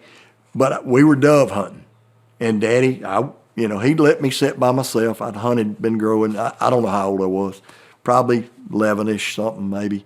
He's sitting right over there. And man, we was at a burner. I mean, it was doves everywhere. My shoulder was killing me. And I wanted to shoot, but I'm telling you, it was killing me. I started shooting left-handed. And that started me going, I can shoot left-handed. So I got to where I could dove hunt left-handed. I tried it. When I was in college, I said, I'm going to do this. So I started doing it. Now, I'm not as good as I am right-handed, but I can switch. And if I'm telling you this to tell anybody out there, if you had never thought about it, shoot left-handed some, especially if you got a red dot. Red dot makes it easy. I mean, you can, whatever you can do with that red dot, you can get on him, close your right eye if you can or not, whatever it takes. But it'll help you kill a turkey that'll come up on your bad side. If Ned could have done that, he'd have smoked that turkey, you know. But anyway, I'm so glad you talked about taking your vest off, because that's something I started doing a couple of years ago, and it made a world of difference. Yeah. Just when that bird comes in quiet, and maybe he gobbles, like he's shut up for a little while, and he comes in, and all of a sudden he gobbles, and he's 60 yards off one shoulder to the other. Yeah. To be able to quickly spin Yep. and get a shot on him. Bird I killed 2 years ago, second day of public land season in Alabama. That's what happened. They were 3 of them gobbling this ridge point. I waited till they flew down, and Yeah. then I had to make a big loop around them. Well, I got up on that ridge point, hour and a half after gray light, sat up and was calling, took my vest off, and I was calling kind of down off the point, thinking Right. that there's somewhere down here. I swung up around them. Well, all of a sudden I hear walking and drumming, and I spin around, and at 25 yards they're coming behind me. Yeah. Behind a brush pile, fans coming up, heads coming up with that brush pile at 25 yards, and shot one of them. But like you said, I learned that just from like situations happening hunting with Andrew and stuff in the past. You go to shift with that vest on, especially on a pine tree. yeah, yeah, big time. And it's like I can't shift, like you said, because you're sitting on the pad. So I take a separate pad with me, or my pad's attached to my vest, but unbuckle it, sit it there. Same thing. If a bird comes in from behind me, I can quickly get on a knee, spin around, Yeah. and get in position. So I'm so glad you brought that up. My vest, I don't know what kind. Mine's the cloth. I don't like the straps that much, but you know, the pad is zipped to it. You know what I'm saying? Mine stays unzipped and just by the buckles. And I reach back here and boom, boom, and I set it down, and then I take my vest off too, because you got so much crap in them. If you like me, you got way too much crap in your vest. But that's gonna make noise too, so I like to take it off. But yeah, it's crazy. And see, that's a really good tip, because that's something super simple guys can do that can make a world of difference for them Yep. when they need to make that last adjustment when a bird's coming in. So I'm really glad. And also another thing, I'm sure you do this too, especially if you're working any kind of friction calls in addition to your mouth call. Oh, yeah. I clear out a spot and put whatever I need right there, so Yep. it's easy to get to and it's quiet. Move the leaves out of the way. Yep. Then I still have some leaves next to me I can scratch in if I need to. Yep. But it makes it where you can get that call super easy. I'm not digging in my vest for anything. I pull it out and sit it right there. No doubt. Except I did do that one year in North Carolina. I had a lynch box call. Me and my buddy, we doubled on 2 birds that came in, and I jumped up to go because one of the birds went to flopping and Yeah. kind of flopping off. So I jumped to go grab him. When I come back, I realized I'd stepped right on that lynch box call, sat down next to me. So it broke in a couple different Destroyed. pieces. Boy, Yeah. that'd make you sick. Yeah, exactly. I've done it. But again, that's a really good simple thing that people really can apply and go out there, and I think that would make a huge difference for Yeah, somebody. yeah. It definitely will help you on that, because that last whatever bit of the turkey hunt is kind of the hardest, really. Getting a shot sometimes. They don't always come where you think. I mean, you sit down, you're going, he's coming right here. 90% of the time, he's not coming right there. It just never happens right. But yeah. I mean, and that's just going and doing and being, Bent Creek, carrying those people all these years, learning from my mistakes, or learning from somebody else's mistakes. But I learned so much when I started having to go every day. And I don't mean having to go or guiding every day. You learn so much because you screw up or somebody screws up. And sitting there listening on the porch to somebody say, hey, I did this or I did that. And, some of them stayed out late one night too late. And the guide's sitting back there behind him and he's throwing pine cones at him trying to get him to wake up. The guy's up there like that and the turkey's standing 60 yards coming, and he can see him, but he can't tell him, he can't wake him up. I mean, that happened. That's why I said, do not sit away from them. You got to sit by them. But anyway, it's cool. Another interesting thing that you brought up with us before is the fact, and you kind of said it earlier, that you got to hunt these turkeys all year, right? When you're hunting that property, you got to hunt them day after day, the same turkeys. What are some pieces of wisdom you've picked up over the years on that, where you're trying to not mess up the birds? Like, say you're in a hunting club, 1,500 acres, and you're going to hunt that club this turkey season. You got 40 days or whatever we have here in Alabama to hunt it, where you're being precautious, where you're hunting them and you're trying to kill a bird, but you're also not messing them up, where you're just going to make it harder and harder and harder and harder as the season goes on. you know, afternoon hunting is one thing I think a lot of people spook a lot of turkeys, and I think that hurts you. But like you're saying, got to hunt those turkeys. Most everybody, I don't know, there's a good bit of afternoon hunting goes on, but the morning hunting's what we're talking about pretty much. Just don't ever let him know he's being hunted. You know, I see people all the time, just as soon as they stand up and the turkey quit gobbling, in my mind, the turkey, you know, people that I carried before, I'd say, look, you know, they get up and act like, you know, they're walking to Walmart or something, you know. I mean, they're stomping, walking. Like, man, dude, be quiet, you know. He said, hey, he's not here. I said, that turkey's right there. He just didn't want to come right now. You know, he didn't go anywhere. What's a turkey got to do? He ain't got anywhere to go. He ain't got to go eat lunch. But, you know, just don't ever let him know he's being hunted. In other words, don't. And some people say, who is it? I can't remember. I can't call his name now. There's some guy up north that says, you know, turkeys don't remember. That's bull crap. A turkey, maybe not up there, but down here, these sapsuckers remember. I'm telling you. You spook that son of a gun a time or two and see if he gobbles the next day or two. You know, something like that. You just don't spook them. Be careful. Always walk quiet.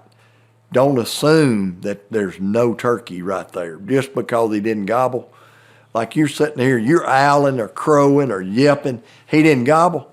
All that means is he didn't gobble. It doesn't mean he's not there. Don't go stomping somewhere else. Ease everywhere, like you think there's a turkey right there. Always be careful. I mean, just, you know, slamming doors, doing stuff. Just be careful. Just be quiet. I mean, he's paying attention. He's got ears, man. I mean, he's got some good ones. And you know, anyway, that's what I think. Man, if I had $1 for every time I've been on a gobbling turkey and he shuts up and I can't get him to do anything, I'm like, well, I'm just going to walk down there and see where he was at. Yeah. And he's standing there. Yeah. He was there the whole time. He never left. I did it. Yeah. That's what you know, you asked what some of my learning experience, that was it. You know, I can remember standing, if the timber was right, I could probably take you to the same spot. You know, as a turkey I'd been hunting, and this son of a gun shut up, and I waited and waited. I thought I was waiting a long time, probably wasn't. Got up, and, well, I might as well go to the truck. Attaboy, dummy, you know. Yeah, that I can remember I was in college, I'd go and hunt this spot and work this turkey right there and then leave. And then I'd say, well, I'm going to go back this afternoon. I go back that afternoon, the ground's tore up with scratching. Some guns came in here after I left. I shut up, I left, and they came in here. You know, took me a while to figure out if I just set my butt still and quiet for a little bit, they coming, you know. Yeah. And look, it's hard. It's hard. I get it. Everybody wants to yelp, want to do anything you want to, but man, just sit there and enjoy the sounds and listen for that squirrel barking. Listen to these birds or whatever. Just enjoy being there. And look, Kurt, the guy that we're at his place, Kurt Coggrove, Jordan Blissett and Lake Pickle worked for Primos, and Jordan used to film me, We were talking, and I told him, you know, I told Jordan one day that I hung up. I wasn't hung up the guide, and I wasn't doing it anymore. Well, Will heard, and hey, look, we got to get together and go hunting. Okay? Hope I remember where I'm going with this. But anyway, he said, Jordan was telling him, he said, man, we got to hunt. I said, me and Bob's never got to hunt together. He said, we've been in camp, but never have got to hunt together. He said, man, we got to make that happen. Well, Kurt knew Will, had met Will and knew him somehow. I can't remember. Anyway, they came here and we hunted. And man, it was so much fun.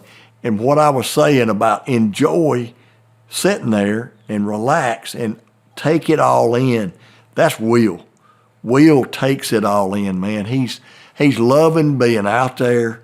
He's loving just the sounds. We're walking. There's a wild azalea, man. You go over and look at it, you know. I mean, he gets it.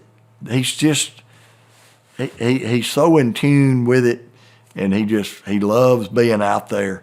And he's walking, and you're thinking, is he bored or what, you know? And we hunted hard when they were here. We hunted hard. And, you know, Will's getting a little age on him, you know, and you're thinking, man, is Will okay? And then all of a sudden, I'd owl or crow or somebody yelp, Jordan yelp or something, and I mean, it's like, here, flip that switch, buddy, ready to roll, ready to go, you know.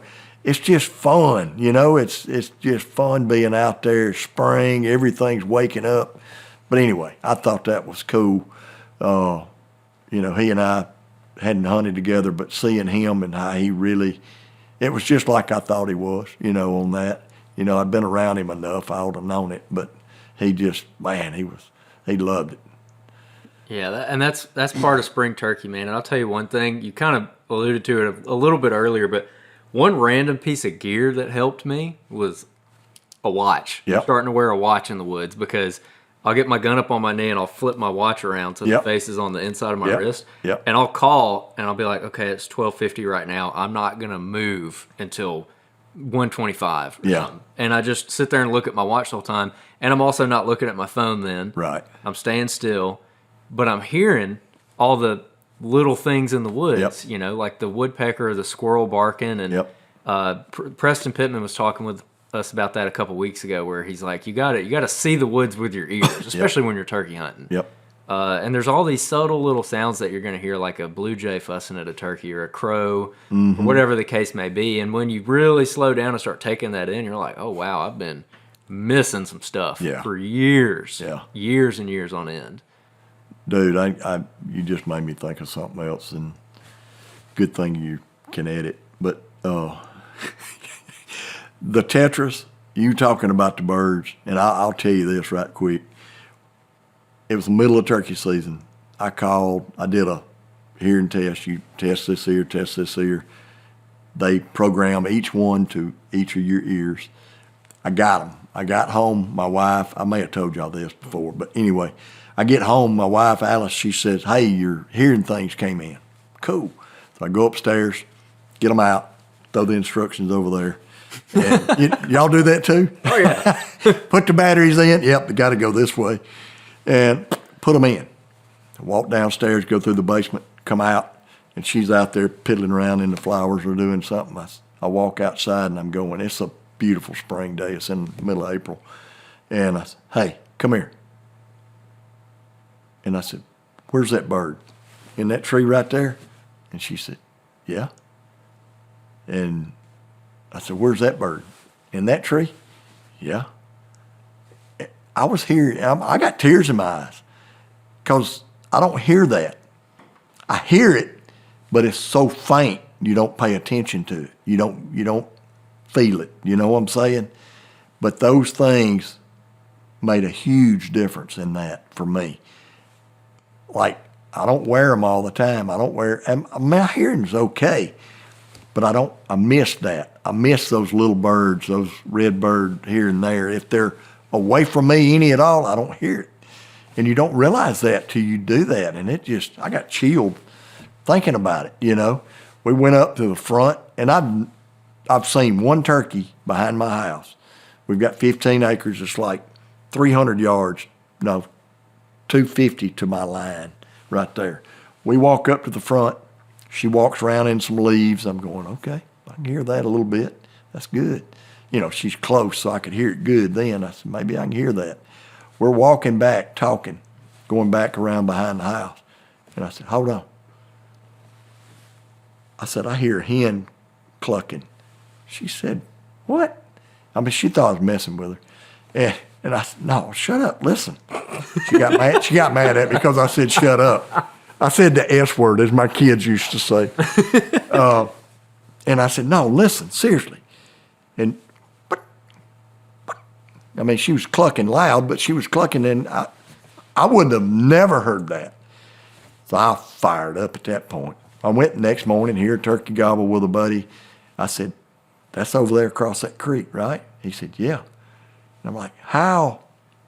I guess because it's not like just an enhancer. They program it to your ears, and therefore it doesn't distort everything. Unbelievable. Unbelievable. And it makes it easier for me to sit there and listen to that and hear that squirrel and hear that bird, just the birds singing and stuff. Oh man, it's cool. That's awesome. You know, it's I'm telling you, it's a game changer for me. Is that high frequency hearing loss something you were born with, or shooting guns? I don't really know for sure. I never was told that, but I had a high fever when I was young, real young, a baby. And I don't know if they gave me something or whatever, but I've always had it, always. I can remember when I was younger going to speech therapy and put those headphones in a sound booth and you raise your hand. I don't know if y'all have ever done a hearing test, but you raise your hand when you hear this. I could hear the speaker popping, and I'd go, and they'd be in there going, shaking their head like they can't hear that. You know, that was the high frequency. I would hear the speaker getting so loud, popping, before I would raise my hand and hear that high frequency. Low frequency, turkey drumming, I can hear him a long ways. But hen yelp, without those tetras, I'll go, is that a? And I would do that. Yeah, that's a hen. And pinpoint, I can pinpoint now, easy. So it's game changer for me. And see, to me, that'd be so helpful because I thought about buying some last year from those quiet days when they're not gobbling super great and you're slipping through and you're listening for scratching and you're listening for those super subtle, just like, especially the super subtle whines and purrs that those hens do when they're feeding and just listening for it. And I've done it before where I could you start hearing scratching, you pull your ear forward and you could actually start hearing some vocalizations and they might not be 80 yards from you, right over the lip of the ridge. But I can see that could be super effective for that as well. Oh, yeah. Just walking, taking your time, listening, and seeing if you can hear anything like that. You know, you talked to me about stories and stuff like that. When I was 13 or 14 years old, we had started, it had started the rifle hunting, that kind of stuff, and I was in a bottom in Sumter County, and there was an uprooted tree. And I was deer hunting, and I told Dad, I said, I'm gonna go over there and sit in that bottom. You can see good, and anyway. So I go over there and I get hid up in the upper end of the tree, not by the roots, because I was scared I couldn't see around, But anyway, I got in there and got backed up in it. Man, it was good. I'm sitting there, just deer hunting, just hanging out, looking around, and I kept hearing something. I couldn't tell what it was. And I looked, and here come a pile of hens.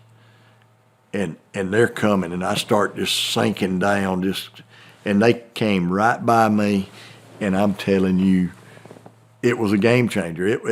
I learned more in that probably 20 minutes of them feeding, walking by that tree, all the little, all of that, all the little purrs and little clucks and little whines, and they, all of that, and that stuck in my head. I can go to school and I hear the teacher tell me this, and I'd forget it as soon as I walked out the door. But that stuck with me. I mean, I'll never forget that. And I thought, they are making a noise all the time, all the time. They're whining, they're yelping, just one yelp notes. My throat's messed up. That wasn't very good. But anyway, you get what I'm saying. Just one little note. And it's not loud, but man, that gobbler in the spring when he's listening for it, he can hear that 200 yards. I'm telling you, it's crazy. Had a guy with me 3 or 4 years ago. Buddy of mine, go to church with him. Kind of just got into turkey hunting. And we had this turkey. I was yipping to him. And he had been hunted a lot in this club, and he'd gobble, but he'd go the other way. And we got in there, and he got to gobbling at me, and I was yipping a little more than I probably should have. And anyway, he waited a while, heard an owl hoot, and he gobbled, and I said, he'd gone. and a train came by. I said, come on, let's get up. So we made a little distance. I said, he's going to keep walking. We got up there and the train went by. I crowed, pow, he gobbled. I said, man, that dude, he's traveling, you know. And we went way around there, and we got where I thought maybe he stopped somewhere. There's a road up there not far. Maybe he stopped. I crowed, he gobbled. I said, okay. I said, he stopped right here, I believe. I think he gobbled twice. I made him gobble twice. We eased up there, and it was a place, it was a woods road, but it had been traveled in deer season pretty good with a four-wheeler or something, so it was muddy, wet enough that you could walk without making a sound. Turkey wasn't 150 yards. We eased up there, maybe a hair more. We eased up there, and I said, look, I told him, I said, look, and he didn't walk that quiet. He didn't understand yet how good they could hear. And I told him, I said, look, we can't make a sound. So we eased up there and we sat down. I got him set up, and I got a box call out and took it and mashed the side of the box and clucked just super soft. Second cluck, cow. I did that. I said that. And he said, he didn't hear that. He did hear that too. And I'd put my box down. And I mashed on it a little harder, a little quieter, clucked one time. Pow! Put it down. And I said, get your gun up right there. And we had heard a turkey gobble when we were going to this one in this area. That's where he went. Anyway, we get ready. I'm pointed here, he's pointed there, and we see them, and they're coming. And the strutting turkey's in the back, and the other one's coming up through there. Anyway, he comes up there and picks us out. We're not hid that great. If he comes straight, he's dead. But anyway, waiting on that back turkey, that's what I'm going to kill bad. And he's not going to be able to shoot. He couldn't move. So I'm on the turkey. Anyway, I ended up killing the front turkey. I wasn't letting. At that point, I had not killed a turkey that year, and it was, I don't know, end of March, whatever. And I was like, nah, you ain't walking off. He'll just be harder to kill. But anyway, smoked him. So, yes, all those little sounds, they're more important than a loud yelp, in my opinion. You know, that quiet stuff is killer. So I learned that 2 years ago, hunting a buddy's property, had a group of 8 hens come in to 10 yards from me, maybe, right behind me, kicking around the leaves, feeding for probably an hour. And during that hour, they never stopped making those subtle little vocalizations. Always making a sound. Those little whines, Always. those little purrs, those little clucks, look like those little 1-2 note little soft yelps. And they're right there. And there's birds gobbling all around. And it got to the point where, like, I couldn't call because I didn't want to spook those birds. I didn't want to spook the hens next to me. But I learned so much in that hour of them hanging out before they kind of drifted off. Yeah. Of just those hens never stopped making a sound. And and then we also interviewed a guy, which we talked about a bunch in the last few episodes, Coach Ron Waters. And I think we mentioned him earlier. Yeah. From West Alabama. East Alabama. East Alabama. I think I said West Alabama earlier. East Alabama. He's dyslexic. Yeah, I get my cardinal directions mixed up. But he talked a lot about what he calls covert callings, that really soft, subtle calling, and how you can get away with doing it a lot more and still being very realistic and get a bird to come in, especially he hunts a lot. He used to hunt and still does hunt a lot of the national forest. Right. And getting these birds to be able to come and seal the deal without having to be super aggressive, loud calling when you don't have to all the time or you don't need to all the time. And I did that last season, and it completely changed my confidence level. Oh, yeah. Got my 4 in Alabama. My brother took him out. He got his 4 and 5 days with me on public in Alabama. Yeah. All that super soft calling. And it changed my perspective of how well they can hear at a distance. Like you said, 200 yards. Unbelievable. And you're calling, especially like our ceramic pot call I love to use, at I'd call it like a 20% volume. Clucking and purring, and he would hammer it. Oh, yeah. And it's like normally, back 4 or 5 years ago, I'd be running at 60, 70% volume. Yeah, exactly. Or higher. And it's like I didn't need to do that. But again, you had to have the right conditions. Real high winds, not great for it. But that is great. I'm glad you brought that up, too. Yeah, it's crazy how good they can. It really is freaky how good they can hear. I mean, it really is. Once you figure that out and believe it, you'll be a better turkey hunter because number one, you walking, I'm telling you, he's hearing you. It's crazy. As getting to a point of kind of wrapping up, we do have a lot, and I've been asking everybody this. We have a lot of new turkey hunters listening and watching the podcast. Might be their first, second season going into it. They haven't killed a bird yet. They're learning. They're hungry to learn. I know a lot of turkey hunting is going out there in the woodsmanship. You have to make mistakes and learn from those mistakes. What advice would you give to someone new trying to get into turkey hunting or taking someone new turkey hunting? What would you advise them as in things to pay attention to this season to build more confidence as they're quickly trying to learn and try to have some kind of success? Shoot, man. I mean, in my opinion, I mean, one of the biggest things you can change about what you do to help you kill that first turkey or whatever is patience. I mean, just stick to the basics and just go with what Mr. Bedwell used to always do. Hey, look, get you a good cluck. And I'm not talking about a cut. I'm talking about a cluck. Cluck. And then, meow, meow. That's all you got to do. Now, I know you're going to want to do more than that, and that's fine. There's nothing wrong with that. But err on the side of not yipping sometimes and sitting there 20 minutes before make yourself sit there a minute. There's so many things you can do. I mean, it's hard to say just one thing, but if when you sit down and the turkey's gobbling right there, don't sit there pointing this way if you're right-handed. Point right there. I've had clients say, he's right here. Why am I pointing over here? And then when you explain, what if he comes up over here? What are you going to do? You can't turn that way. It's hard. Makes it easy. Easy to turn left if you're right-handed. But anyway, that stuff.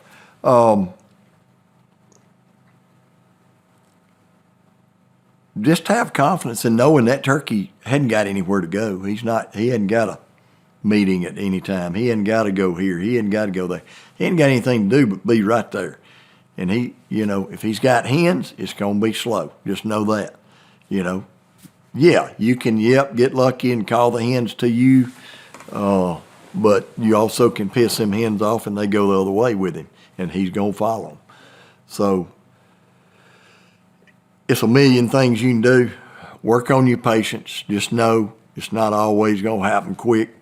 Hardly ever does. When it does, just enjoy it. But just, I don't know. Is that any of that making sense? No, it does. Absolutely. I don't know if that's really, I could tell you some things, but, you just got to, I mean, if you get there's so much YouTube stuff out there. You can find YouTube, Mossy Oak Go app. You can look at all that stuff and have ideas of how to do it. Just, number one, remember that son of a gun can hear better than anything you'll ever hunt in your life. He will hear you walk up, sit down, and not come right there to you because he heard something. He doesn't know if that's a coyote sitting there, bobcat, whatever. He doesn't know. But he hears it. If he's on that limb fixing to fly down and he's up there gobbling and he hears something walk up, he has no idea what it is. He's not coming that way. So just know he can hear your butt walk and sit down and move and do all of that. I love that. Like Andrew mentioned earlier, I think it's worth getting a cheap watch so that you can put that on just so to help with the patience. Yep. You're not looking at your phone.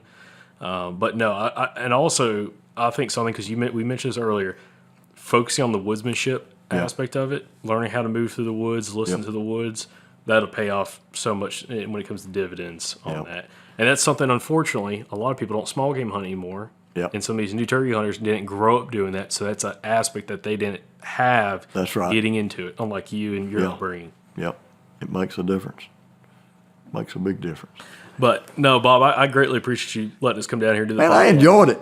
Hey, we talking turkey. I don't care. Exactly. I enjoy it. It's a good day when you're talking And turkey. I'm not going to ask because I know you got some stuff going on with your throat and everything, so we're not going to do any owl hooting or crowing or anything like that. But greatly appreciate you being able to share some stories, share some woodsmanship skills that you've learned along the way, but also just overall experience. That's what we've been trying to do this whole spring, is get guys on like you and again Eddie Salter and Preston Pittman and a bunch of other guys who can talk from decades of experience. Right. Because you can get caught up in the details, but really a lot of it comes down to spending a lot of time outdoors and loving it and constantly always be learning. Yeah, it's awesome. Y'all are great. Y'all, I don't know how long I've known y'all, but y'all have always been good, and I like your product, and it's good. So, Well, thank you. I enjoy it. Well, perfect. Well, all the listeners and viewers out there, we appreciate y'all watching the podcast, listening to the podcast. If you enjoy the show, share it with a couple buddies, and we'll catch you back here on the next episode from the Southern Outdoorsman Podcast. And remember, guys, y'all stay Southern.